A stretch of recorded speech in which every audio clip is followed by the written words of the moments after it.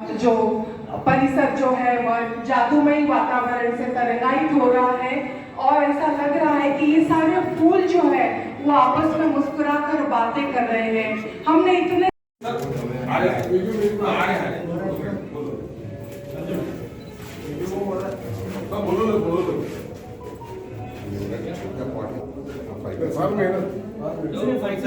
मध्येच ग्रुपमध्ये जास्त ते पिंपळ आणि वडाचे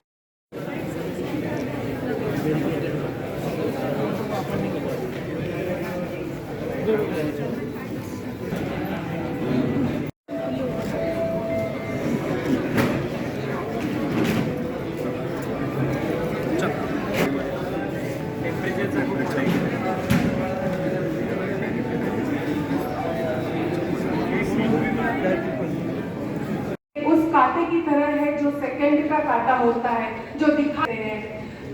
1973 में अकोला पुष्प असतील, बोन्साई प्लांट्स असतील, ऑर्नामेंटल प्लांट्स असतील, टेरेरियम असेल, अशा विविध प्रकारांच्या पुष्प आणि झाडांचं इथं प्रदर्शन भरलेलं आहे। या प्रदर्शनामध्ये जास्तीत जास्त लोकांनी इथं भेट देऊन याचा लाभ घ्यावा। याच्यातून आपल्याला जे काही ज्ञान मिळते किंवा इथं आल्यानंतर ज्या गोष्टी आपल्याला पाहायला मिळतात त्या अतिशय सुंदर आहेत आणि अशाच प्रकारचे गार्डन्स आपण आपल्या ठिकाणी टेरेसवरती असेल किंवा व्हर्टिकल गार्डन्स तयार करावेत, जेणेकरून भविष्यात आपल्याला याचा खूप चांगला फायदा होऊ शकतो।